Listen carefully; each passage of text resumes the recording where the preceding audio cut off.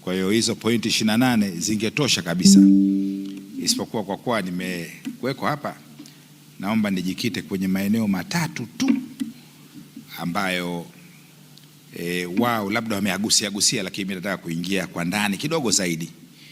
Na hili naomba kwa heshima na taadhima, nyinyi mtusaidie kuelimisha umma wa Watanzania. Mara nyingi tunakuwa tunakosa sisi taarifa, na sisi pia wenzenu tulikuwa kwa serikalini, taarifa nyingine huwa tunazipata ama tunajikita ama tunafanya utafiti zaidi panapokuwa na ziara kubwa kama hizi za Mheshimiwa Rais. Kwa hiyo tunapata taarifa nyingi. Na eneo la kwanza mimi nataka kidogo kujikita kwenye historia. Eneo la pili nataka kujikita kwenye eneo langu la wizara yangu, mahusiano haya ya kimataifa, kwa sababu mnaweza kuwa na maswali baadaye, kwa hiyo baadhi ya maswali yatakuwa yameshajibiwa. Na eneo la tatu nataka kujikita kitu gani tayari Warusi tuliowatembelea wanacho hapa tulipo sasa hivi, na tayari kinafanyika, pengine hamkijui. Na nina uhakika hamkijui kwa sababu mimi pia sijakijua mpaka nimefika kule wakanionyesha. Haya ndio tunayofanya Tanzania. Ilikuwa kuna sehemu Mheshimiwa Rais kaalikwa, lakini kutokana na ratiba kuwa finyu aliniagiza mimi nimwakilishe kule, kama alivyosema Mheshimiwa Profesa Kitila Mkumbo. Kwa hiyo nitajikita maeneo matatu haya zaidi kwa sababu mengine ameshatajwa. La kwanza kihistoria. Mwalimu Julius Kambarage Nyerere mnamo tarehe 11 Oktoba mwaka 1969 alifanya ziara ya kihistoria hivi kama Dr. Samia Suluhu Hassan. Kwa hiyo ziara hii inafanyika baada ya miaka 57 ambao ni umri wangu kamili, umri wangu mimi. Mwaka ule mimi ndo nimezaliwa, na mwaka huu nimebahatika kwenda na rais wa pili wa Tanzania. Hilo naomba lizingatiwe. Na wakati huo hiyo disparity ya Cold War ilikuwa kubwa zaidi. Kwa wenye mvimvi kama hizo walikuwa mwaka 1969 watakuwa na umri kidogo wa kufahamu kuliko sisi tulikuwa hatujazaliwa. Watakuwa wanajua disparity ya Cold War ilipokuweko. Lakini despite of all, katika hotuba ya Mwalimu Nyerere alitoa hotuba ya non-aligned movement mjini Leningrad, naitwa Leningrad. Leningrad ndo hii St. Peters tulokwenda juzi. Zamani wakati wa Soviet Union ilikuwa inaitwa Leningrad. Kwa hiyo Mheshimiwa Mwalimu Julius Kambarage Nyerere alianzia Moscow akaishia Leningrad. Vile kama Dr. Samia Suluhu Hassan, Rais wa Jamhuri ya Muungano wa Tanzania. Hiyo naomba historia hiyo ikumbukwe, na yeye alikwenda wakati mgumu zaidi kuliko wakati tuliokuwa nao sisi. Sasa hivi Cold War is over, ni mambo ya hapa na pale tu, vitu vidogo, vikwazo vidogo. La pili, ziara ya Mwalimu ilijikita vile katika kupokelewa, lakini ilijikita vile katika kutembelea chuo kikuu cha Patrice Lumumba, sasa hivi ndio hii Rudin. Na kule Leningrad alitembelea baadhi ya maeneo makubwa na ya kihistoria. Na malengo ya ziara yake ilikuwa maeneo matatu hivyo: uchumi, siasa ya dunia na kuelezea position ya Tanzania. Sasa katika historia ya Dr. Samia Suluhu Hassan iliyojirudia, na mimi namshukuru Mwenyezi Mungu kuwa sehemu ya historia hiyo, maana kuweko hapa ni kuwa sehemu ya historia hiyo. Nimekwenda ziara kadhaa na Mheshimiwa Rais, lakini naomba ndugu zangu waandishi wa habari nikiri mbele yenu na nithibitishe mbele yenu, ziara ambayo imeleta mtikisiko wa kidunia, si wa Tanzania tu, sio wenu nyewe tu hapa tunaotoka Mbagala ama Kijichi, lakini ulioleta mtikisiko wa kidunia ni ziara hii ya Urusi ya Dr. Samia Suluhu Hassan. Na kwa nini imeleta mtikisiko? Kwa sababu mtikisiko positively, sio negative. Msije mkageuza, maana mengine huwa yanageuzwa, lakini mtikisiko positive kwa mambo matatu, nayo hapo nitatoa. La kwanza kabisa, imefanyika wakati mwafaka ambapo Urusi inatanua uchumi wake na focus yake kwenye bara la Afrika. Tukumbuke dunia nzima ina watu bilioni 7.5 dunia nzima. Mrusi anafanya biashara na mahusiano na watu bilioni 6. Bilioni 1.5 ndo walomwekea vikwazo katika dunia nzima. Sio, mnanielewa? Sitaki kutaja nchi, lakini Asia nzima anafanya kazi nayo. Vikwazo anavyo maeneo mawili tu. South America nzima ndo ile BRICS mnaizungumza nye kila siku, na target yake ni bara zima la Afrika. Ana mahusiano mema, akifanya ule mkutano wa Russia Afrika ambao na mimi nilibahatika kwenda, ulikuwa pale mjini Cairo. Nchi zote za Afrika zilikuweko katika mkutano wa Russia Afrika, na hii ni mara ya 3 Tanzania inaalikwa, na tulificha vizuri sana. Nadhani mtakuwa mmeniona wakati ule nimekutana na Mheshimiwa Sergei Lavrov, waziri wa mambo ya nje, na tukafanya mazungumzo ya uwili. Kwa hiyo Afrika nzima ina bilioni 1.2. Kwa hiyo tunaingia katika lile fungu la bilioni 6. Ana mahusiano na kila nchi, hakuna nchi alikuwa hana mahusiano nayo barani Afrika, ya kiuchumi, kisiasa, kidiplomasia. Na nikwambie ni pia idadi ya mabalozi barani Afrika iko kubwa sana Moscow. Wale watakaokuwa mkono Moscow watakuwa wamemwona balozi wetu Frederick Kibuta, kwa sababu mimi najikita kwenye mahusiano. Hilo ni muhimu nieleze. Katika nchi iliyokuwa na idadi kubwa ya mabalozi barani Afrika, Urusi inaongoza. Hiyo ni indication maalum. Kiandika haya mambo kwenye diplomasia, haya ni muhimu kuzingatia. Kwa hiyo nimetaka kuelezeni hilo, kwamba huu mtikisiko umekuja very positively. La pili, Urusi anaangalia Afrika kwenye maeneo 4 makuu: kaskazini, kusini, mashariki na magharibi, kama gateway ama njia zake za kuingia. Na katika mkakati Tanzania ni moja hapo, kwa sababu Tanzania ndio nchi pekee iliyokuwa na gateway ya kuingia Afrika Mashariki kupitia mkataba wetu Afrika Mashariki nchi 7, na kuingia kwenye SADC kupitia nchi 16 za SADC. Kwa hiyo ukichukua 16 na zile 7, almost una access ya nchi 22 hadi 23, ukitoa Tanzania 22. Kwa hiyo si ni linkage, na mnajua nyote makao makuu ya Afrika Mashariki yako hapa. Kwa hiyo sisi ni target kubwa sana ya kiuchumi na eneo hilo. Baada ya kutoa maelezo hayo ya kimahusiano, kihistoria tuko nao vizuri sana. Kiuchumi wameeleza yote, na hapa wana ubalozi wao. La pili, Kiswahili kinafundishwa katika vyuo vikuu vyao 4 hivi sasa, wanatoa degree. Tumekutana na Warusi, hawa watajua, waandishi wa habari walikwenda Urusi watakupeni ushahidi baadaye. Wanazungumza Kiswahili, hawajawahi hata siku moja kufika Tanzania. Tumekutana na Warusi wanaozungumza Kiswahili cha mtaani, hawajawahi kufika hata siku moja Tanzania. Vyuo vikuu vyao 4 vinatoa degree ya Kiswahili, na ndio maana Mheshimiwa Rais ametoa agizo chuo chetu kikuu cha Dodoma kianze kufundisha degree ya Kirusi, kwa sababu tutakuja kupitwa. Wakija hapa sisi hatujui. Hapa mpaka sasa hivi ni Russian Cultural Center iliyokuwa hapo karibu na Aga Khan Hospital ndio inayofundisha kozi ndogo ndogo za Kirusi. Kwa hiyo na sisi tunatarajia kuanza kujifundisha lugha hiyo ili kufikia soko kubwa zaidi. Na katika hili la lugha ya Kiswahili nimshukuru sana na nimpongeze sana rais wetu. Amebadilisha tune ya mkutano mzima kunyanyua hadhi ya lugha ya Kiswahili, kwa sababu alitumia lugha ya Kiswahili. Tunampongeza sana, tunamshukuru sana, kwa sababu kama hatukubeba sisi bendera ya Kiswahili, na makao makuu ya Kiswahili yako hapa, nadhani mnajua Afrika Mashariki Jumuiya, makao makuu ya Kiswahili yako hapa. SADC, makao makuu ya Kiswahili. Hata barani Afrika sisi ndio tunajulikana, na katibu mtendaji wa Kiswahili barani Afrika yuko hapa, na imeshakuwa lugha ya Umoja wa Mataifa.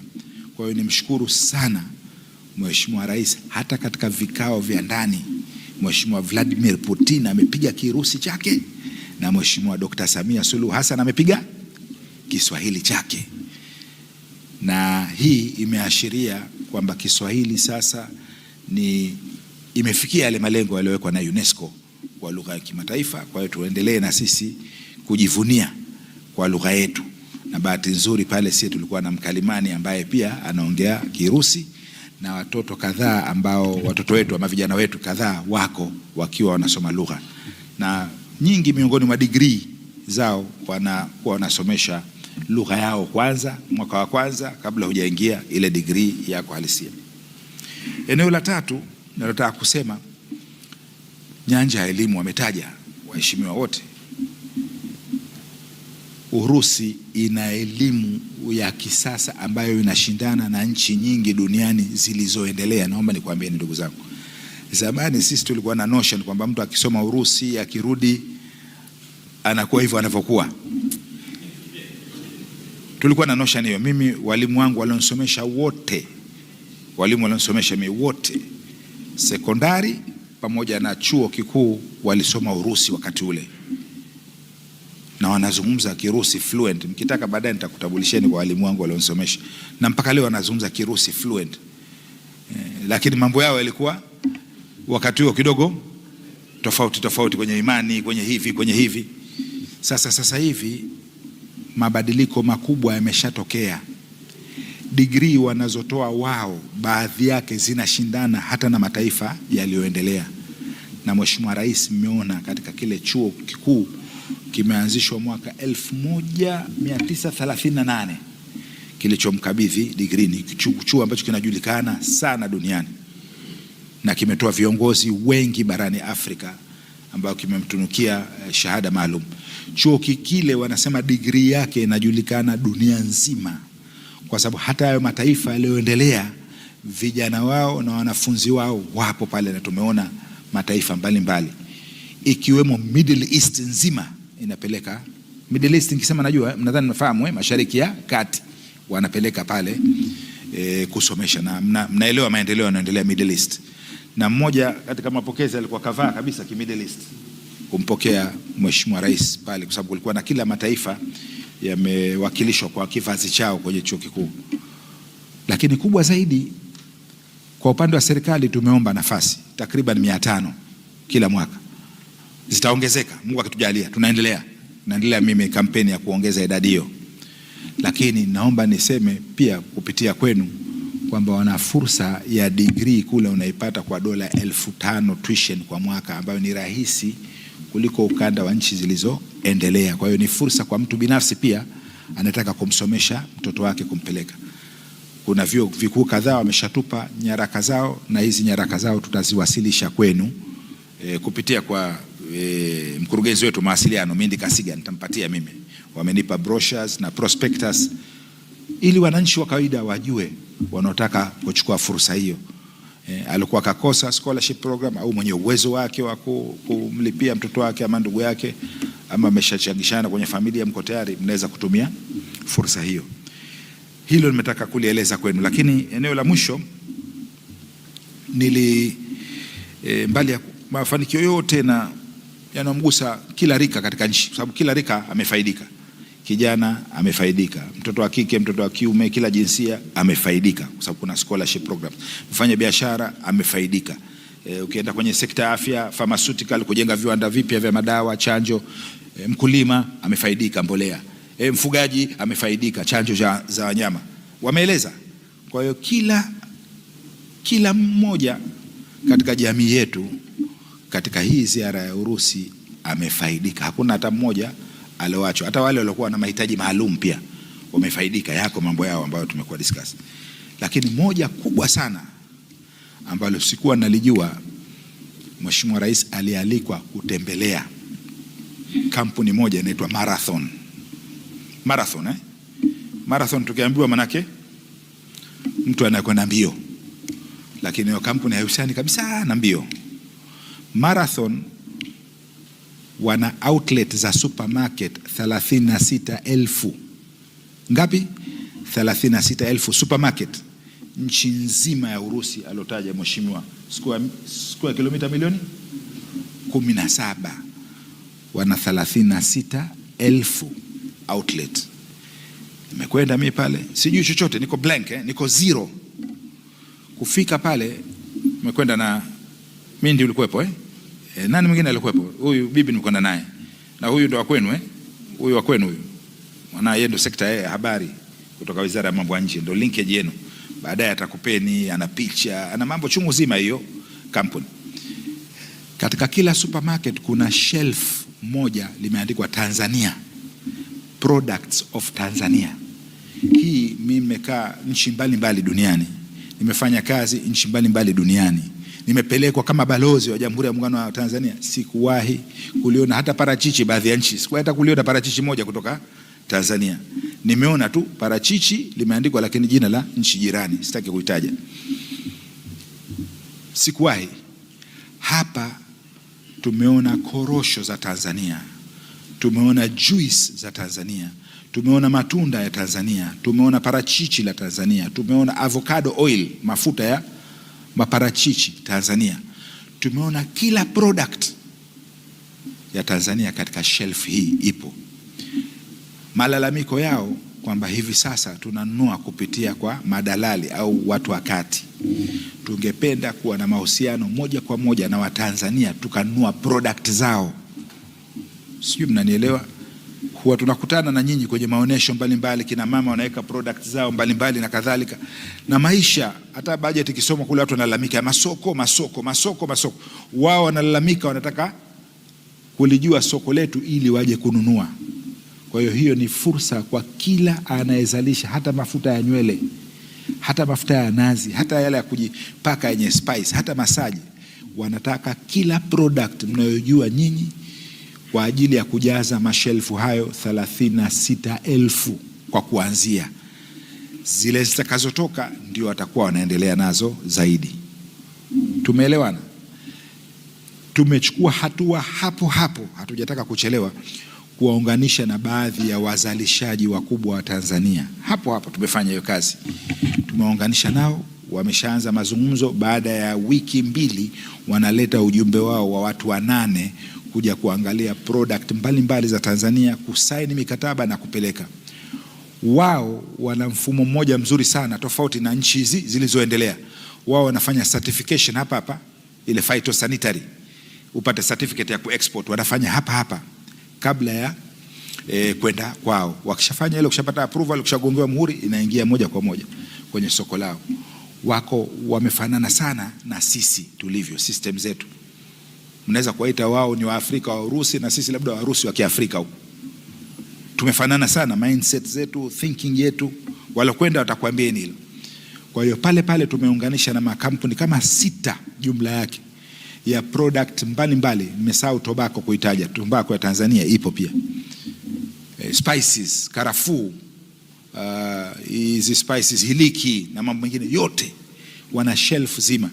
Balozi Mindi, ulipiga picha pale, baadaye naomba ushare picha ile, wasije wakafikiri napiga promo tu hapa bila ya ushahidi.